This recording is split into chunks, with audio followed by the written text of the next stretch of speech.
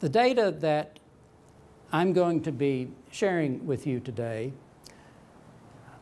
comes from the American Community Survey. Unfortunately, the census, as we know it, where there is a head count beginning this year, no longer includes socioeconomic data, including poverty. So we're going to have to rely on the American Community Survey, which comes out annually, also has 3-year estimates and 5-year estimates. I am looking at the most recent 5-year estimates. The region that I'm going to be discussing is the Richmond Regional Planning District. Before we start looking at the data, it's important that we understand how the Census Bureau defines poverty. And if we look at the 2010 poverty threshold, we note that a family of 4 is considered poor if its total yearly cash income is $22,314 or less. For a single person under the age of 65, that threshold is $11,344, and for one 65 and older, the threshold is $10,458.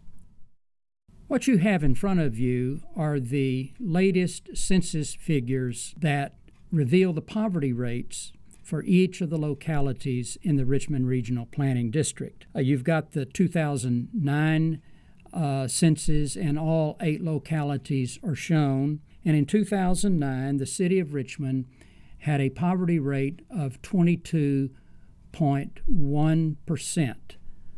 22.1% poverty rate. The most recent data were released by the Census Bureau in late September.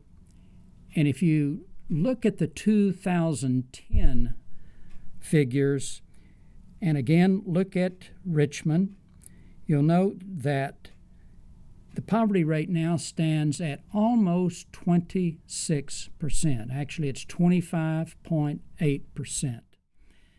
Those who follow poverty rates anticipated that the poverty rate would go up. The question was, by how much? And this is a rate that, when you see it, is really quite alarming. Yet when you consider the toll taken by the recession, the number of people who are unemployed, lost their jobs, then this rate was not unanticipated. The 4 localities that do not have data, Goochland, Powhatan, Charles City, and New Kent, are localities that have fewer than 65,000 people. The 2010 data, most recently distributed, focus on localities of 65,000 or more. And so that explains why you've got localities that do not have any data for 2010 at this point. This next slide shows the poverty rates in the city of Richmond from 1970 to 2000. And the reason that the beginning is 1970 is that this is the first census when poverty as a separate category was incorporated by the census. The way that poverty is calculated, there are several factors that go into the definition of poverty. That calculation was actually established in the early 60s. So naturally, the first census was 1970. So when you look at this table, what is very disheartening is that the poverty rate has just been going steadily upward in the city of Richmond since 1970. As you can see, it is now the highest rate since poverty was recorded. The one exception is the decade between 1990 and 2000. Poverty came down a bit, but as I've already noted, from 2000 to 2010, it really has skyrocketed. This next slide shows poverty growth and decline in each of the localities. At this point, I have been drawing your attention to Richmond, and that Richmond now has the highest poverty rate since 1970. But what is equally important are the growth rates in poverty in the counties. Henrico County between 2000 and 2010 experienced a 94% increase in poverty. It was a huge increase. Chesterfield County, 71%. You can see the other percentages for the localities. There are a couple of outliers. One is Powhatan County, whose poverty rate actually declined between 2000 and 2010 by 22%, and Charles City County by 1%. But the big three around Richmond, Henrico, Hanover, and Chesterfield, their poverty rates, particularly Henrico and Chesterfield, really grew dramatically. When you look at poverty across the region, it shouldn't be a surprise that the greatest slice of the pie is Richmond. 46% of all the poor reside in the city of Richmond. 27% live in Henrico, 19% in Chesterfield County. What a lot of people are surprised by, though, is that when you look at the poverty population of this region and simply divide it between the city and the suburbs, there's a greater percent of all people living in poverty who reside in the suburbs. 54% of the region's poor now live in the suburbs, contrasted with 46% in the city. The Brookings Institution has tracked this across the United States and metropolitan areas, and they have found that generally across the U.S., more poor now are residing in the suburbs. So Richmond really is tracking what's happening with other metro areas across the country. One of the things that I did was to look at all of the census tracts in this Central Virginia area. And so I looked at the hundreds and hundreds of census tracts here in metropolitan Richmond. And I looked at the wealthiest census tract and the poorest census tract in each of the localities, and looked at the disparity between the wealthiest census tract and the poorest census tract. And I found that in some of our jurisdictions, that the disparity is not great. Take Charles City, for example, that the wealthiest census tract is only 1.2 times greater than the poorest. Goochland, similarly, as well as Hanover, 2.5 times greater than the poorest. Chesterfield, the disparity grows a little bit. The wealthiest is 5 times wealthier than the poorest. The single wealthiest census tract in Richmond is 17 times wealthier than the poorest tract. What I also did was to take the single wealthiest census tract in the entire Central Virginia area and compare it to the single poorest census tract in the Richmond region. That part of Henrico County is 21 times wealthier than Gilpin Court. One of the people who helped me immensely was Matthew Chmielewski. And Matthew was just curious what the mile separation is between the wealthiest census tract in the city, which, by the way, is Windsor Farms, and the poorest tract, which is Gilpin Court. Now, if you followed that route, that is a distance of only 3.5 miles. But they are worlds apart, yet part of the same city. People who live in Windsor Farms know little about the world of Gilpin Court, and vice versa. When one looks at child poverty, really looking at the ages between birth and the age 18, like the poverty rates, overall poverty rates for Richmond itself, those rates for Richmond for child poverty have really escalated, particularly between 2009 and 2010. 2010 data indicate that 38.1% of all of the children in the city of Richmond live in poverty. In 2009, it was 35.2%. What is particularly interesting is that if you look at 1990, which then registered a child poverty rate in Richmond of 19.8%, and compare that percent to the 2010 percent, you can see that there literally was a doubling of the percentage of children living in poverty. What's noteworthy is that child poverty declined a bit between 1990 and 2000, but unfortunately that was short-lived, and now we're seeing an enormous increase in child poverty. When one looks at poverty by race, there are several interesting trends. First of all, if you look just at the poverty population and you break it out by race, you see that the largest percentage of all the poor, namely 48% of all people living in poverty, are black. The percent of all whites who live in poverty, the percent of Latinos living in poverty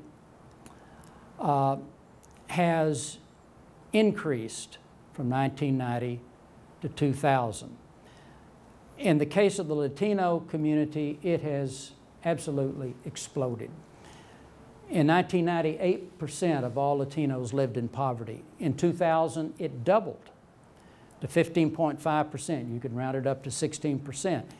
And look at here, in 2009, it doubled again if you compare it again to 1990 when it was 88%. So if you look at 1990 to 2000, what one finds is that the Latino population has grown by 200%, an enormous increase. So in some respects, if you just look between 2000 and 2009, all three of these groups, white, Asian, and Latino, their poverty rates went up. What's interesting, it is the black poverty rate that went down. One could say that it remained essentially static, but that in itself would be interesting, that it simply did not increase like the other groups, but it remained steady state, perhaps if anything, dipping just a bit. There are some differences between black poverty and white poverty, between Latino poverty and black poverty, and also between Latino poverty and white poverty. For example, when you break out the percent of all poor by race category, you'll find that 69% of all poor whites live in the suburbs, 31% in the city. They are not as visible because they live in low-density areas. Often they live in working-class neighborhoods, sometimes even middle-income neighborhoods. And you're not as aware of it because it is not high density. In contrast, black poverty is city poverty. 61% of all black poor live in the city, 39% in the suburbs. So you can see it is almost reversed when you look at the difference between white and black poverty. Asian poverty is also suburban, and so is Latino. It is suburban. But the difference between Latino poverty and white poverty is that Latino poverty, like black poverty, is highly concentrated. It is very, very dense. You have pockets of intense poverty in the black community as well as the Latino community. So in short, what you have is white poverty largely in the suburbs, low density. Latino poverty also in the suburbs, but high density. Asian poverty is not as pronounced, and again, it is largely suburban. These are photos that I took when one drives, particularly in South Richmond, along the Jeff Davis Highway. You will find sizable Latino communities. And what's very common, you'll find this here on Hull Street as well as Jeff Davis are trailer houses. And what a lot of people are not aware of is that one of these trailers will often be subdivided, into 2 or 3 small units called cabanas. And each cubicle sometimes can be occupied by a whole family. This is a map of the planning district, and the census tracts that are in red are census tracts where 20% or more of the population lives in poverty. Now, 20% becomes an important figure. George Galster, who is a professor of urban affairs at Wayne State University, has studied this extensively, and he has found that anytime a population reaches about where a neighborhood, for example, where the population will be anywhere from 15 to 20% poverty, what will happen, and to use his expression, all hell breaks loose, leading to dropout rates, drug use, declining property values, and on and on.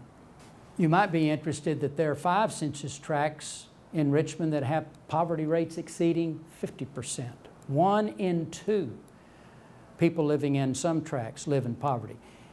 In Census Tract 301, which is Gilpin Court, 69% of all the residents live in poverty.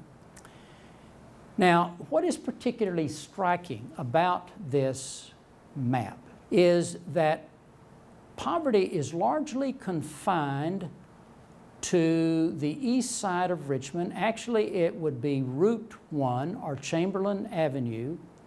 Then when you get into South Richmond, it becomes the Jeff Davis Highway. Gilpin Court, for example, is just to the east of Route 1.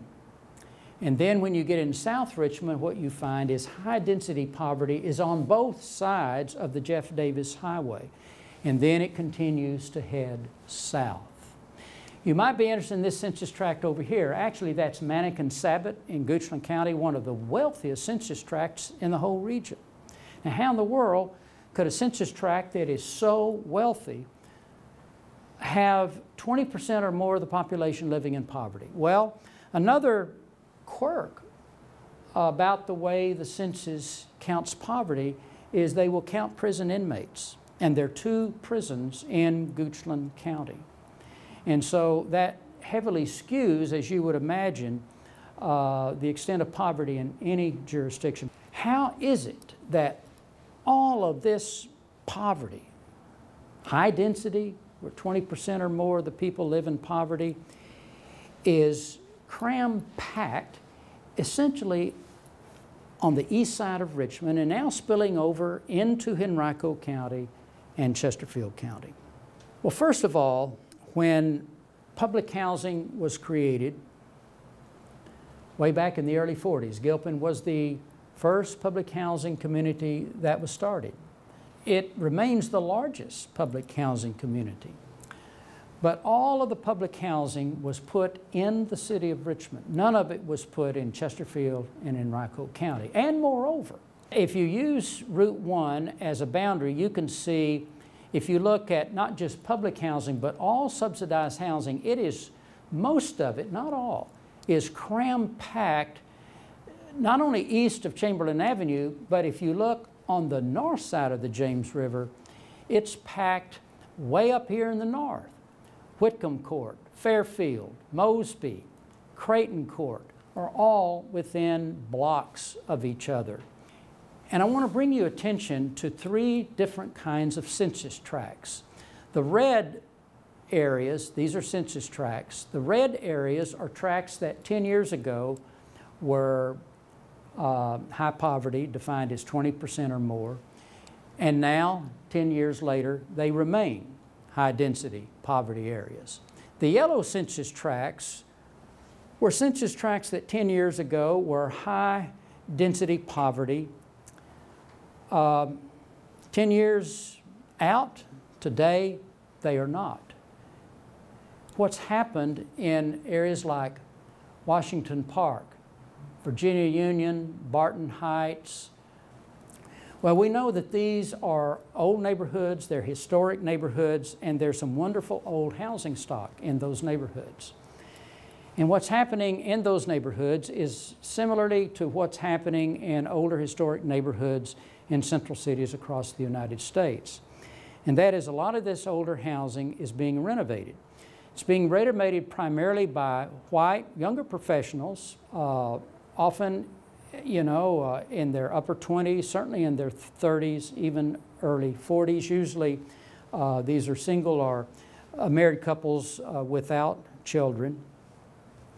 So wealth is going back into those neighborhoods. And by the way, the racial composition of those neighborhoods is changing dramatically. As gentrification sets in, housing values go up, rents are going up, to the point that people, in order to find affordable housing, have to leave. And where they're going most often are the inner suburbs, the older suburbs just outside the city boundary. But it's because of the suburbs being less attractive now, the older suburbs to the middle classes, that housing, as it changes, is becoming more affordable to people who were living there. Now, the camel-colored census tracts, these are brand new high poverty tracts. They didn't exist 10 years ago. They are now high poverty. This is, and most of them, by the way, are in South Richmond. In some respects, South Richmond is the city's new East End. We've so long associated East End Richmond with high poverty. South Richmond now is really exploding in poverty. This is primarily Latino poverty, high density. Now, this is a very interesting census tract. This is a tract where the Henrico County government headquarters is located. A lot of people living in the western part of Henrico County are completely oblivious to the fact that more and more poverty is spreading into that part of Henrico County. I'm on the board of the Richmond Metropolitan Habitat for Humanity affiliate, and we're finding that more and more of our families want to live in either Chesterfield or Henrico. This is particularly true of immigrant families. They state explicitly their preference for either Henrico or Chesterfield. And the reason is schools. They want the children in the county public school systems.